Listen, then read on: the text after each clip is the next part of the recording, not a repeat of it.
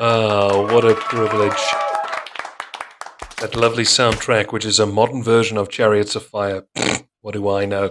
Ladies and gentlemen, if you've just tuned in to the live stream, this is Doing It Sober live from Southern Africa. My name is Chris Nell.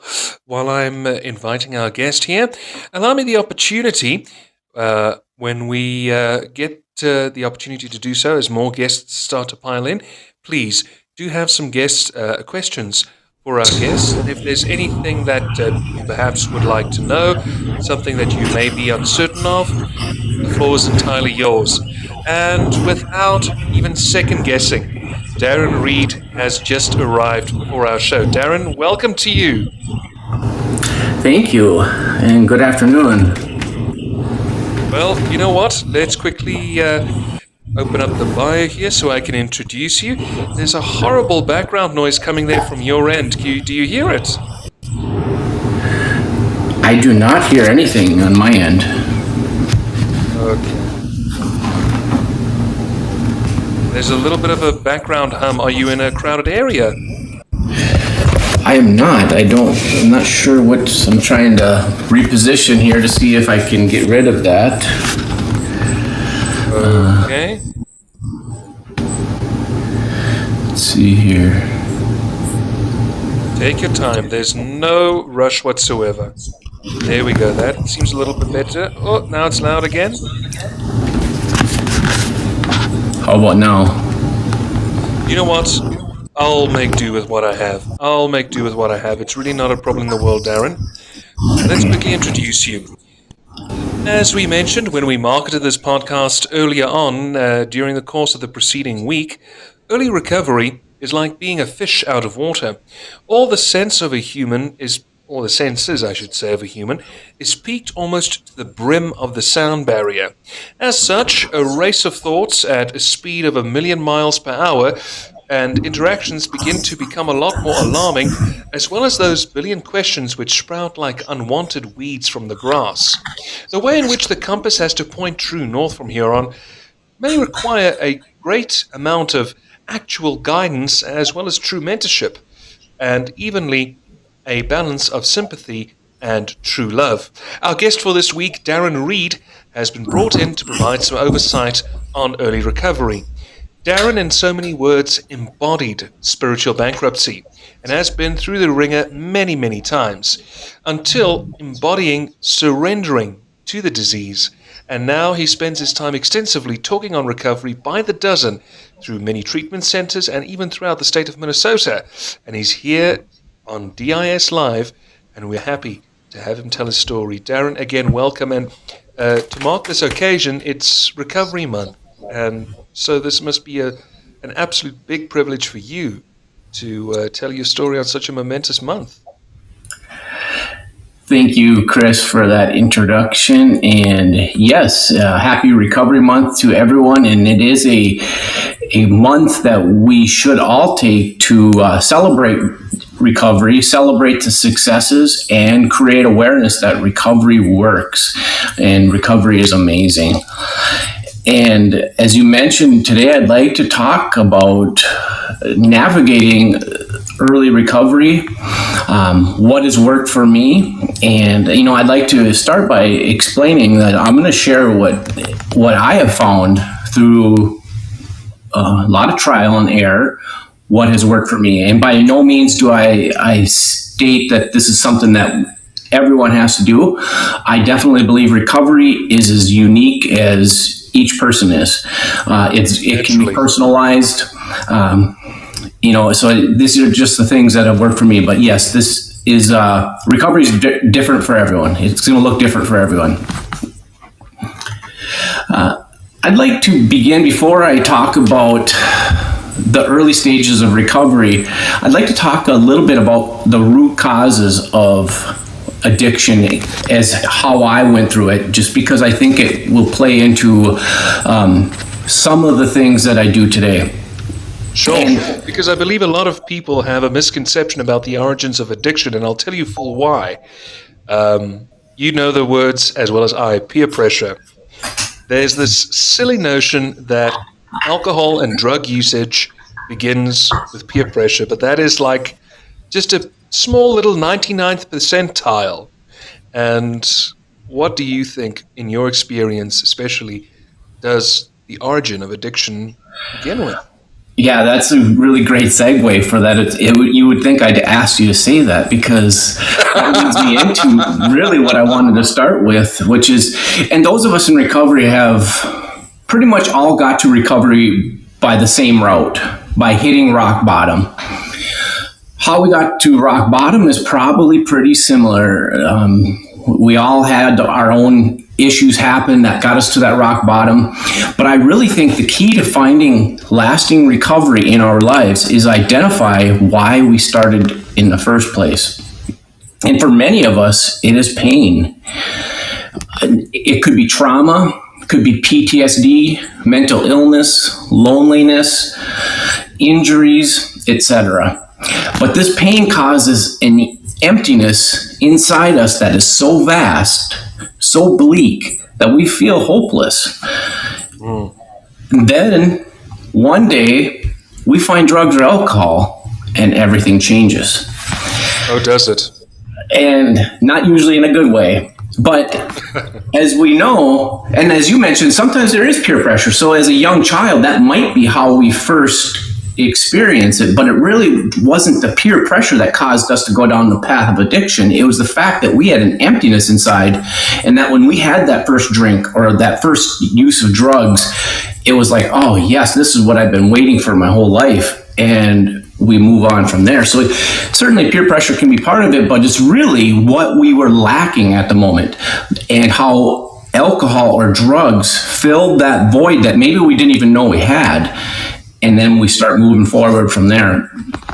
And, honestly, for me, it wasn't always that way. I started out with a very normal life. I had two loving parents, grew up in a great small town in northern Minnesota, had a lot of friends. In fact, really for me in early elementary school, that was the only thing I cared about, was talking with my friends, playing sports, and outdoor activities. I excelled at sports as a young kid. I was always one of the first kids chosen to be on sports teams. I was really outgoing, probably too much, because I would get myself in trouble by talking too much in classrooms, that kind of thing. Guilty. And quite honestly, I struggled in the classroom, probably because I had undiagnosed ADHD. Of course, that wasn't something that was really talked about in the early 80s. Not at all. But I definitely had that. And my grades were quite poor, but I honestly didn't care. Like many young kids, I truly believed that someday I'd be playing in the NFL or the NBA or some professional sports. So what did I need school for? And, of course, that wasn't going to come true, but I didn't know that. In sixth grade, one day I heard that one of the classroom teachers used me as an example of why education is so important. He told this class that if they didn't work hard on their studies, they would end up sounding like me, Dareen Reed. And he said, I quote, "That kid sounds like a Neanderthal." No. When I heard that from my classmates at recess, I felt humiliated. I was crushed. But, always wanting to look cool, I pretended not to be hurt. And privately, I thought it was true. And that was kind of my existence. I believed I was not set out to be a very good student, but it didn't matter because sports were all that mattered. And then I went off into junior high school, and things started to change right away. I was no longer the best athlete. In fact, I was lucky to just be average. I was still a poor student. And now that I no longer felt like I was an athlete, I didn't identify as an athlete, I started to lack identity. I didn't really know, my place in the world. Who was I? How was I going to fit in? What group was I going to be part of? Identity was really important to me. I felt constant anxiety about my self-worth. A combination of untreated anxiety, ADHD, and lacking it really left me feeling empty. And that's when I found alcohol. Kind of like how I said when I opened. I didn't know I had it, but once I found alcohol, it numbed that anxiety. It quieted that ADHD in my mind. And I found I was the life of the party. I made people laugh. I liked that. And that became my identity. And for the next few years, that was all I cared about. As I mentioned early on, I, at one time, loved sports and outdoors activities, but slowly those things took a back seat to just obsessing about alcohol. And of course, we know that the stages of addiction move at different speeds for everyone. Just like recovery is unique, the speed of which addiction takes hold are different for everyone. But for me, they went fast, very fast. Because for me, finally, I was feeling good when I would drink alcohol. I felt normal. I felt popular. Maybe people were laughing at me instead of with me, but I didn't recognize the difference. I felt that was the thing to do. So I used alcohol constantly. And, a little bit of science, my attempt at science anyways, is, at this time during the stages of addiction, our brains were changing. And they stop or they slow down the production of those normal feel-good chemicals, which are meant and needed for us to feel good, because we're putting in drugs and alcohol. I didn't know that. The only thing I knew is it was making me feel great. But of course, as I continued to drink through high school and into college, I became addicted to alcohol. And at that point, my brain finally said, you know what? If you're going to put these chemicals in your brain, we don't need to. And it stops.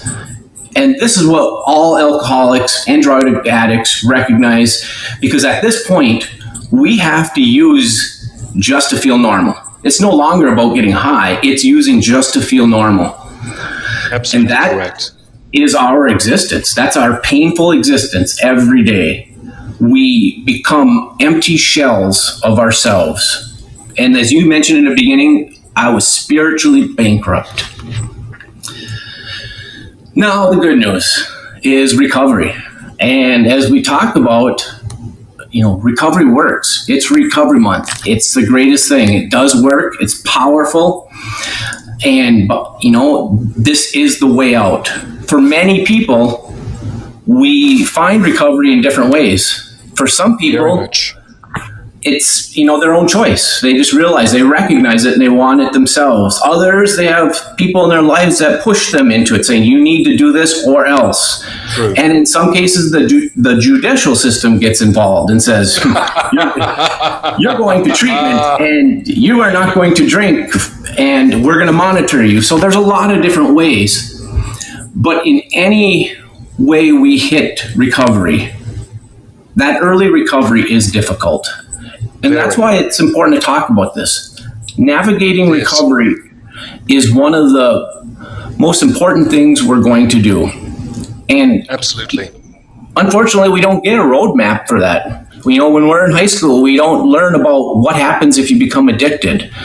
We are left to figure this out ourselves. And certainly there's help along the way, but we're not always open to receiving that help. Sometimes people want to do it themselves. And as I mentioned, that early period is so difficult. And almost all relapses that happen occur within the first 90 days of when a person starts their recovery journey. So 90 days from day one, that's that time period that we know is so challenging. And of course, early recovery can be defined in a different period, but for our purposes today, I'd like to talk about those first 90 days and what we can do, and what it basically is going to leave us with a foundation of what we're going to do after that period. But those first 90 days are so crucial. Very. And this is due to the fact that in early recovery, we're faced with way more challenges than just behavior change. If it was just as simple as putting the cork in the jug, as we hear often, we'd all do it. But of course, it's so much more than behaviors. As I talked about earlier, after years of drug and alcohol use, our brain chemistry is not right. it does come back with time. It will come back to normal. Mine has. At least I feel it has.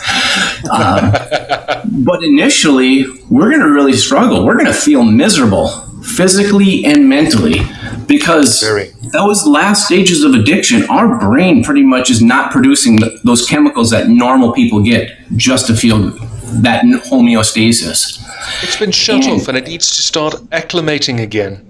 Absolutely. And if we don't do something to fill that emptiness, it's going to be really challenging. That emptiness does return, and with it, emotions and feelings that we haven't felt in years.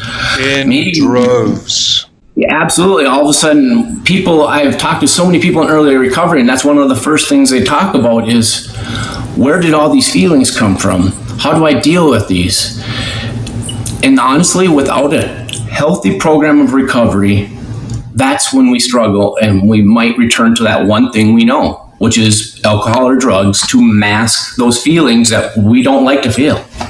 And that's why it's important to immediately, from day one, be working on creating a healthy recovery. True. Absolutely. Darren, I wanted to say something, and this I mean lightheartedly. Isn't it surprising to you that, just a quick question on that, how long have you been sober now, sir? I've been almost 14 years. It'll be 14 years this month. Great Scott, congratulations. Thank you very much. Isn't it surprising to you in your journey of over 14 years that you've had the opportunity to speak at treatment centers, rub shoulders with other recovery advocates like you and I, and Danny as well, who's operating the board for this episode? Aren't you surprised that a lot of us can't stop talking? At this point, no, I'm not too surprised anymore. I think either you have it that or you don't. So you kind of go one way or the other. And for me, obviously, once I start, I don't stop. No, it's exactly the same for me. It's not a curse, it's a spiritual gift, because all of us have spiritual gifts, right? And we discover that in our collective journeys, whether it happened in year 1, year 2, year 4, and so on and so on. But I've always said there comes a time, especially when we move into from early recovery into long-term recovery, or even in the midst of early recovery to mid-recovery, that we have certain strengths. You know this as well as I, the SWOT analysis: strength, weakness, opportunities, threats. That we have certain strengths that come naturally to us, talents, skills that come with the most minimal amount of effort, and using that for being of service, whether it be motivating, whether it being talking at treatment centers like what you do, whatsoever the case may be, you start to discover those sides of yourself that you didn't even think you had. And discovering that and being able to put that into good use, really, it really does something for a person, I have to say. Absolutely. Absolutely, and you're right. And when I first started speaking in treatment centers, the amount of honesty and opening up on what this disease looks like, what it can make us do. At first, when I would look back at it, I would think, sometimes afterwards, I would think, I can't believe I said that. What are they thinking of me? Some of the things we've done. But at the same time, over the years, I would have many people come up after talking and say, wow, when you're talking, the only thing I was thinking of was, that was me. That was me too. And hearing that made me think that, I'm not alone, and which is something I'll talk about in a little bit. But so yes, it wasn't something I originally thought I would be doing when I first started talking. But, as we talk about in the program, sharing our experiences, strengths, and hopes, some of that is what will help somebody move forward, is hearing other people that are like them. And that's truly what has inspired me to continue with doing this outreach. Sure. Getting to early recovery, because this is something that you specialize in your talks. What are some of the things that you tell people who are newly sober, or for that fact, sober curious about early recovery? What facets do you tell them? Yes, definitely. So for me, I first like to define what I think healthy recovery looks like. And to me, I believe it's quite simple, is that it contains four main components: home, health, purpose, and community. Those four words are what we should be striving for. And these are things that, other people might have already in their lives and are functioning just fine. But for those of us in early recovery, we may be lacking all of them. And that's why we need to look at it. And there's a variety of ways how we can get there. And like the promises that we hear in 12-step meetings, some of these things are going to happen quickly, and some are going to take some time. So it's not something you have to get day one or in your first week. It's something we want to strive for. But I do believe these four words, home, health, purpose, and community, are a good barometer of our recovery. Almost every new recovery I talk with who is struggling in early recovery is missing one or all four of those in their life. And conversely, those who have healthy recovery nearly have all four of those in their life and are healthy. So there are some things that have helped me to achieve these pillars as I have moved in my journey. And these are the things I like to share with people that are new to recovery and what that looks like. And they're not really in any particular order, because some things you have to work on first, some things take priority. But I'd like to start with going to meetings, getting a mentor, and practicing self-care. And the first one I want to talk about is one that I feel is so important and is probably the most often the culprit for people to try to do it on their own, to try to recovery on their own, and that's meetings. First of all, there's a lot of myths about meetings and some of the things that people talk about. And the myth is, a lot of times people think there's only AA or NA or some variety of the 12 steps. And that's not true. There are so many versions of recovery support meetings that are out there that use a variety of different philosophies. So they're not all 12-step based. But even if it's just 12-step in your area, or that's what you're going to go to, a lot of people misinterpret it as a religious program because the word God is used often, or higher power. And sometimes, depending on which meeting a person goes to, they're interchanging a person that might have had a really horrible experience in religion growing up or at any time in their life. And if they walk into a meeting and everyone's talking about God, they've mentally checked out before they've processed any of it. So there's a lot of to that. God as we understand him. Yes. And that's one of those myths that I'd like to try to change right away, is reminding everyone. And the other thing about it is, as we know in those programs is, or at least with the 12-step program, is the only requirement is the desire to stop drinking or the desire to stop using drugs. The steps are there. They're great. They're there because they work. But the only requirement for attending is the desire to stop using. And so people don't always get that. Or the first time they hear about it, they hear about the fact that they have to admit powerlessness. And they, like you mentioned, some of the sober curious folks, or people that may not think they're powerless, they just have to stop right now. That turns them off.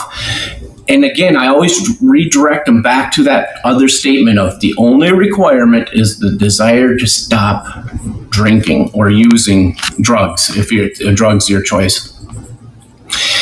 And the other thing about meetings I'd like to talk about is, it's more than just a bunch of people sitting around in a circle, or more than, just talking about steps or making amends. It seems like the movies and shows, when they talk about recovery groups, they always focus on those things, and that's what everyone thinks it's about. And sure, some of those things are talked about. But the true magic of meetings is the connections you form there. Now you hit the nail on the head. Having a spiritual connection to another human being is powerful. And honestly, I really struggled with this when I first tried my recovery in 2005. The first time I tried it, I felt out of place. I like so many others, I felt like I was different, that my situation is so bad, or I was so much different than these other folks. We didn't have anything in common. We come from different walks of life. All these things are going through my head. I used to sit in a meeting and mentally think how I was different than every person in the room. But this last time, I knew that I could not go back to the old way. So this time I knew I had to keep going to meetings and wait for something to happen. What that something was, I didn't really know until it happened. But it did.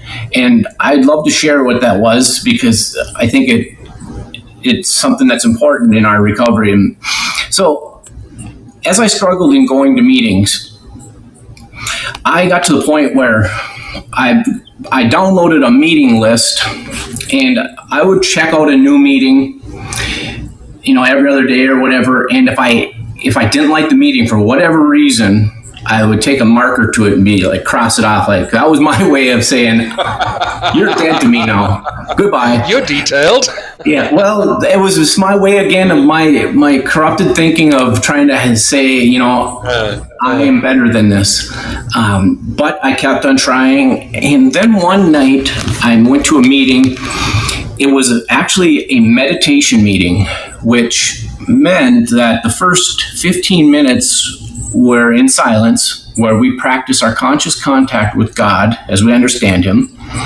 And then for the remaining 45 minutes of the group, we shared how meditation helps us in our recovery.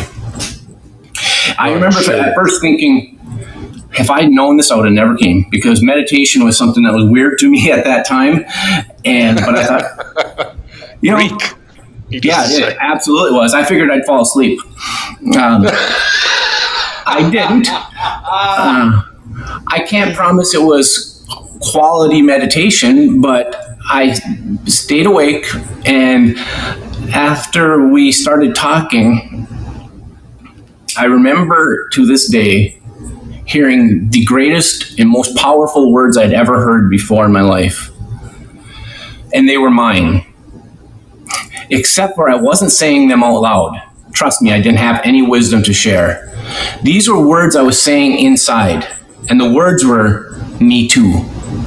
Oh my God, me too. I was saying this to something somebody else was saying across the room.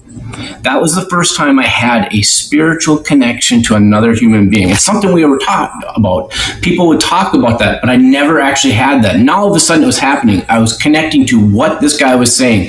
Things that were in his life were in my life. And finally I realized, just like that, it was the epiphany, where all of a sudden I am not alone. In fact, this guy is just like me. And after the meeting, I had to go talk to him, which is something out of character for me, because I was one of these, for me, I would go to meetings just to fill a need, to check off a box. I went to a meeting. I never actually connected with anyone after the meeting. In fact, as soon as it was over, I was one of the first out the door and back home.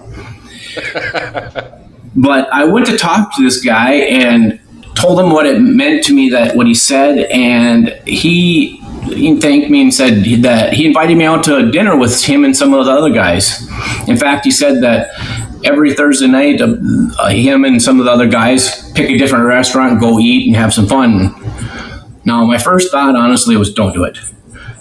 Don't step outside your comfort zone. Go home.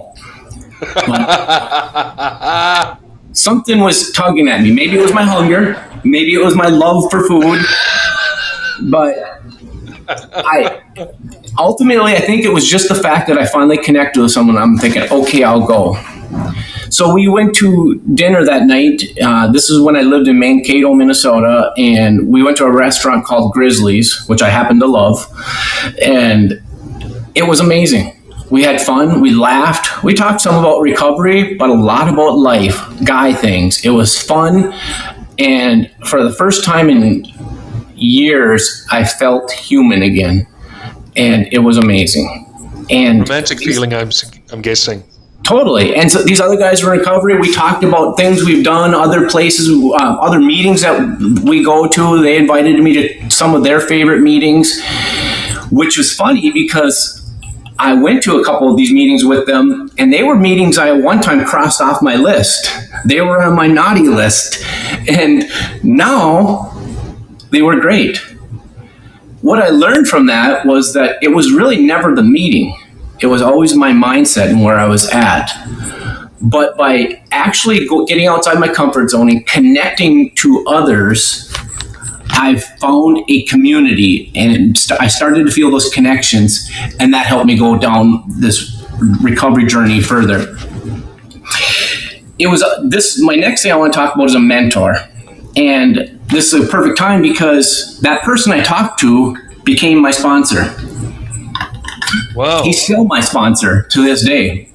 Beautiful. And having a sponsor or mentor is integral for our recovery. For those that do not go to the 12-step program, if you try other recovery supports, like I said, there's COG skills, there's Smart Recovery, Celebrate Recovery, there's many different versions. And if you choose something else like that, I really recommend getting a recovery coach, because having that mentor is so essential, because they help us, well, in the 12 steps, of course, they help us work through the steps. But on top of that, for me, it's always like having that second opinion on things in my life that might have something to do with recovery or might have an impact on my recovery. And it has helped me so much in my everyday life, but also where I'm at in my recovery. And I'm going to talk a little bit more about some of the things my sponsor helped me with that I would have never known without having a sponsor in just a moment here. But I'll take a moment to see if you have any questions, because like you mentioned, I might just talk the rest of the time here. No. Everything is freewheeling. What I love about the way that you're expressing yourself is you've accrued a lot of knowledge, but you remain humble at the same time. And it reminds me, I was in an AA meeting the one day, and a gentleman was speaking. Look, he can quote the big book left, right, and center, chapter, verse, and page, even index and appendix. And he said, you know what? My sponsor had said to me, quoting his words, that you're quite a smart man, insert name that telling the story. Of course, you have a lot of degrees that you gained at university, but degrees also come on thermometers, and you know where they stick those, don't they? I love that, and I'll have to remember that one.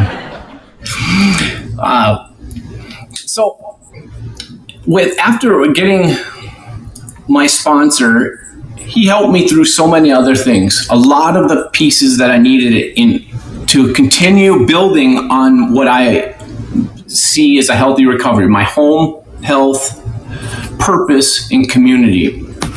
And home is something I really want to talk about too for early recovery, because I again feel like this can be a really hard part for many people on day one. Home, of course, is more than a place that we live. This home should provide security, stability, and is supportive to recovery. Doesn't mean it has to be a nice mansion, castle, or anything like that, but it needs to be somewhere where you feel safe and secure and supportive in your recovery journey. A person who leaves treatment, or perhaps detox, or whenever they started their recovery journey, and they're living on someone's couch, maybe that's all they have at the point, but that is really not a secure environment. That is not stability. Having that constant fear and concern of where you're going to stay adds even more to that already difficult road of recovery. Sometimes that has to happen, but that's one example. Because as I mentioned, it's not always easy, and it's often overlooked, but it is essential to recovery. Another huge barrier that I faced in my life, and I know many others have, is that a lot of us have to start our recovery journey with a significant other who is still angry and hostile towards them for all that has happened. Oh, that's a tricky one, yeah. It is. When I first went to treatment the first time, when I first tried my hand at recovery, it was 2005. I went to Hazelden in Center City, Minnesota, one of the best treatment centers in the world. And there I learned so much about the 12 steps, about the recovery process. I learned so much about my past and how it affects me and moving forward. And I really felt like I was ready to conquer the world when I left, because I had these tools, I was ready to go. But I had a then wife who at home still was just seething at all the things that I had done. And it was a constant battle every time I was on the phone. My counselor tried to talk with her to encourage her to go to the family session, but she denied. She said this was all a Darren issue. This is a moral failure on his part. This is a character issue. He needs to fix this. This is not my problem. And I remember when I was leaving Hazelden, I'll never forget these words my counselor said to me. He looked at me and he said, Darren, there's a good chance in your near future you're going to have to decide of whether you want to stay sober or stay married. Because he knew what I was going home to. And tough question. It is. But being the person I was, I thought I can handle anything. That grandiose thinking doesn't leave us immediately. And I figured I can do both. And I was wrong. The moment she picked me up at the treatment center to drive me home, it was constant fighting all the way home and shaming and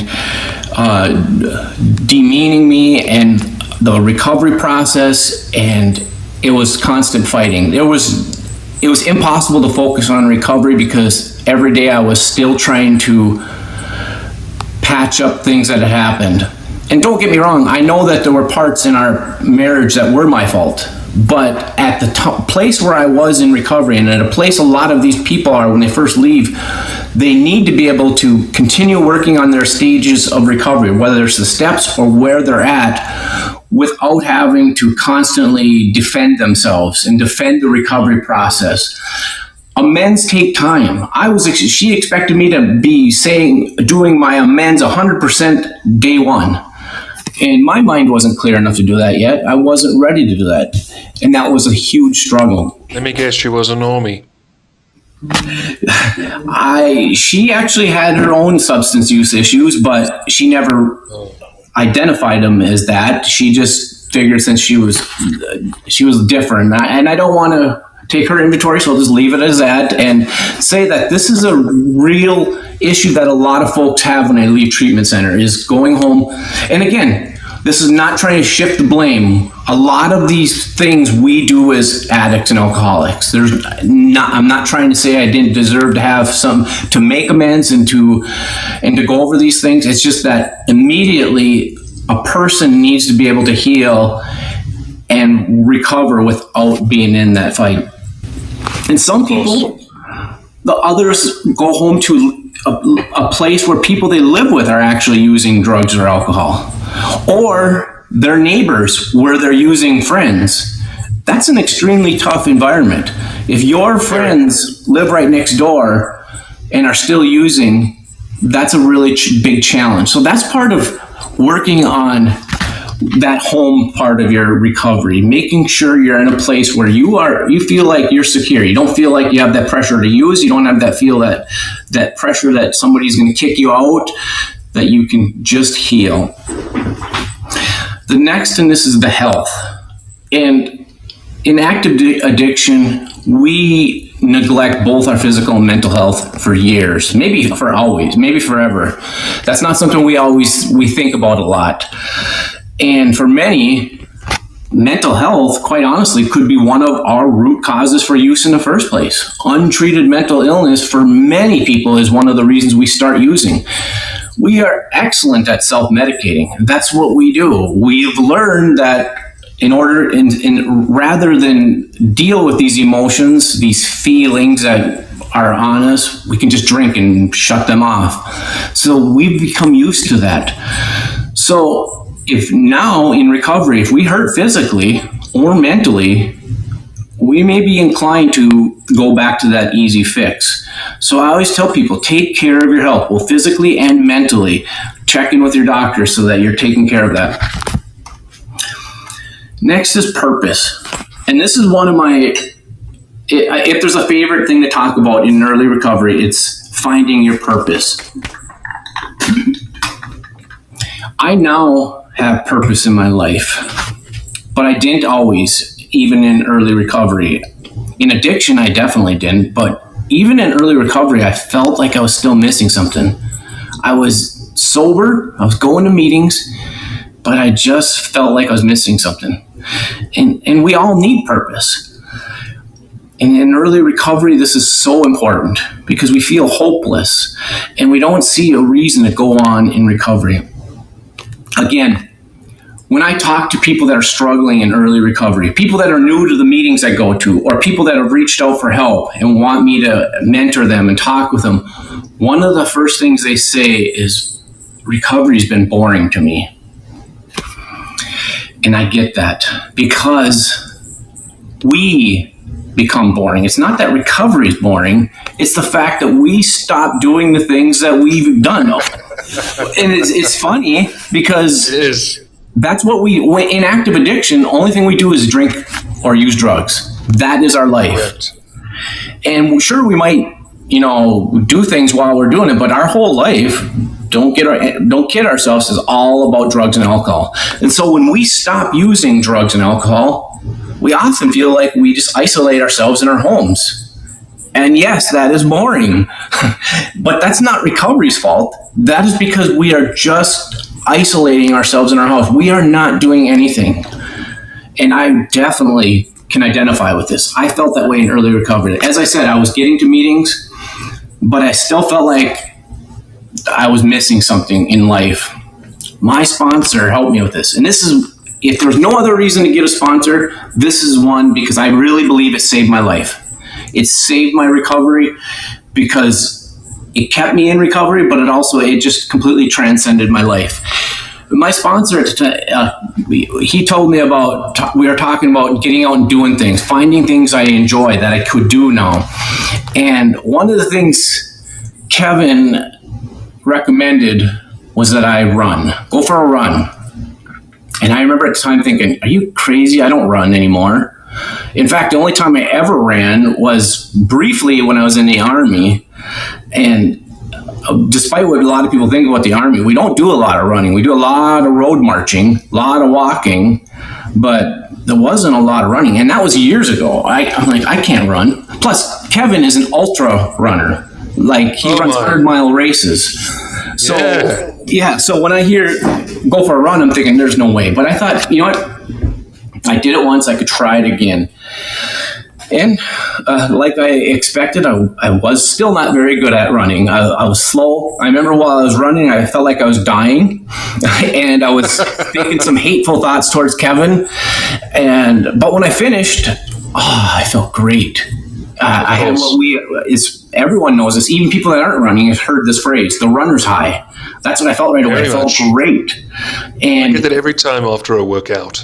Yes, any kind of workout, and we feel that great. And what is so amazing, and this is one of the things I was going to talk about with this, is what I learned much, much later, is that, again, to go back to science has proven that exercise causes our brain to release those feel-good chemicals. It's actually making us feel good. Yes, the dopamine dump, and we feel great. I didn't know this at the time. I just knew it felt good. And so I thought, you know what, I'll try it again. And the next time I ran, again, I was struggling and I was hating on Kevin.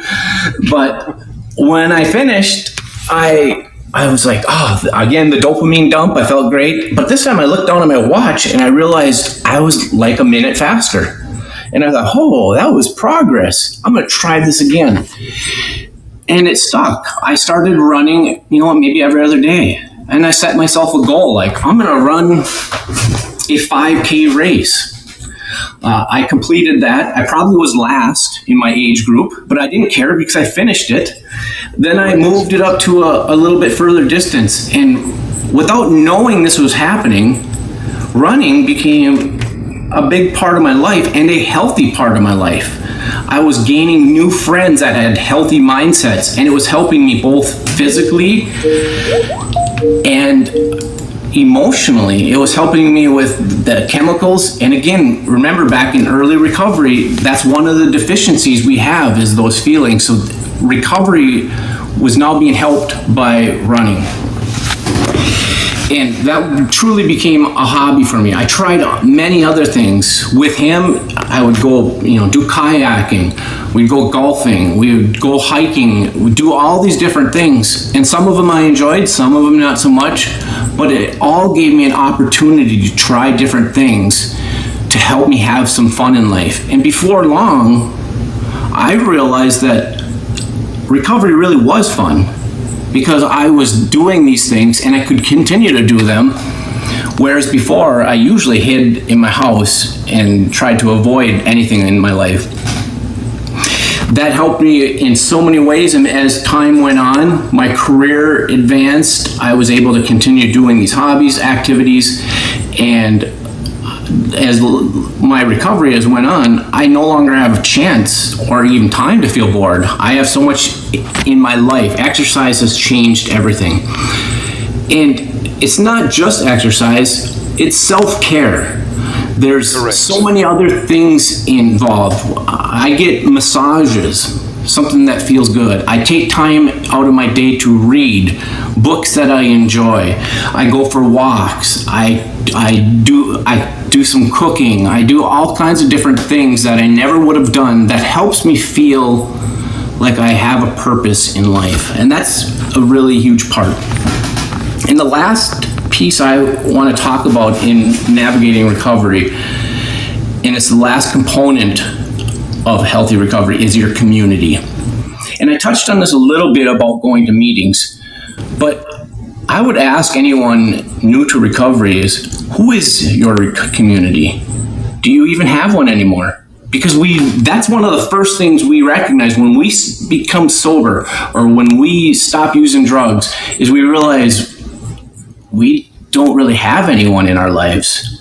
Correct. When I was in active addiction, my community was whoever would listen to me at the bar. and Even the barkeep. Even the barkeep, who probably didn't want to listen to me, but he was paid to, so he had to. And that was my community. And so when I first sobered up, I had no community. I was trying to stay sober, but at the first time, I didn't go to support meetings. So I didn't have anyone to connect with. And I really was alone. And that's one of the difficult things for people that want to do this alone without going to meetings. We often talk about connecting with people that are like you. That's why support meetings are so important, because that's where we hang out. That's where you're going to find these people. And this community, as I mentioned earlier, when you make those connections with those people in the room, it changes everything in our lives. We no longer feel alone. We feel like we're part of someone. We feel like we belong to a group again. And that's a normal part of life for others. In fact, humans, we are social beings. We need healthy connections in our life. And those of us in recovery are no different. In fact, we need it as much because we haven't had them for years. Now, as you mentioned earlier, I can get talking and not even take a breath. So as I finish with talking and see if you have any other questions or if we want to talk about anything else, I want to say one of the last things that I think is really important for early recovery is scheduling these activities. Everything from meetings to your workout times, when you're going to the doctor, when you're going to do fun things, whether it's going to a movie, hanging out with your friends, going for walks. And I think some people think that's silly, but again, I've learned from my past that if I leave it to chance, I probably won't go to that meeting. And I probably won't work out, because when the evening comes around after a hard day's work, it's easy to think, you know what, I'm feeling tired, I'm going to skip the meeting tonight. And then it becomes 2 nights, and then 3 nights, and pretty soon it's a week. And that in itself can be disaster. But the same, if we leave the self-care to chance, it doesn't happen. It's something I post about a lot in social media. is where's your self-care? Do you schedule it? What is your self-care? Because if we don't have it scheduled, we don't do it. And then we wonder why we feel so stressed. We feel so beat. We feel so, empty on the inside. It's because we're not taking care of ourselves. So we need to schedule this in our life. And again, I really can't emphasize enough the importance of going to meetings, getting a sponsor, and practicing self-care and scheduling those in your life. And if we do those things over time, maybe not in that first 90 days, but in time, we achieve those 4 pillars I was talking about. We end up with a solid home, health, purpose, and community. And before long, we don't even realize that we're doing this on a daily basis. It just becomes our life. I hear you. Well, I would just like to address Mark Cuban. Another good thing about Fireside Chat is mind reading is one of the features, because every given time that I was about to ask a question, Darren answers it immediately. Darren, I really want to thank you for providing some insight into early recovery, because you can agree with me, early recovery is exciting but is equally dangerous, and it needs to be navigated carefully. As we are in Recovery Month and then we begin to wind down, and someone would be tuned in into this live stream, or they will be listening on demand, what exactly words of advice and motivation would you give them?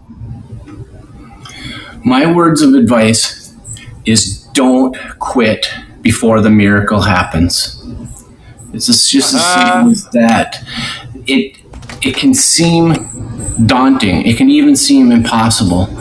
And one other plug that I'll say for the benefits of exercise in our recovery is something I meant to mention earlier, which is recovery is a process that from day 1 to day 90 or day 180, we might not see a lot of change in ourselves. So we don't necessarily see the progress.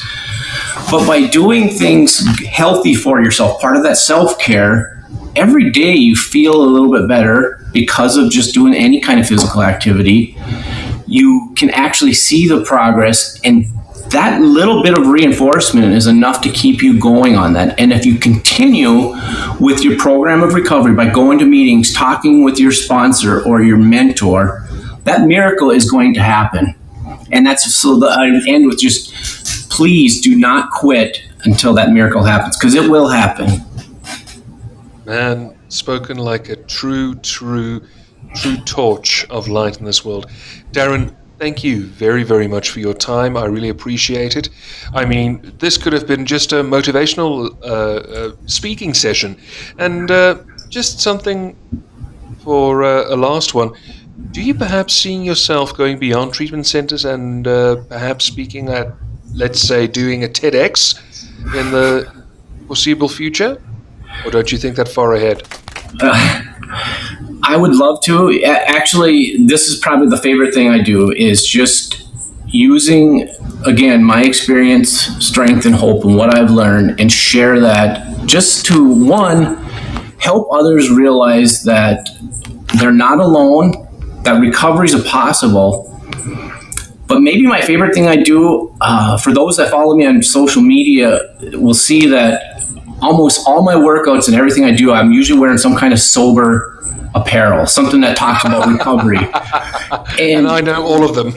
And I do this because I want people to see that recovery isn't dull, it isn't dry, it isn't boring. Most people that see me full of life, and I want that image to stay so that others know that recovery is not only possible, but you can have a very happy and successful life in whatever you choose to do. That's it. There we go. Dareen Reed was our guest for this week on Doing It Sober Live. And I have to tell you, Darren, a friend of mine lives out in Alexandria, Minnesota, and I just love that Luxembourg, Minnesota accent. So delicate, that relative speech.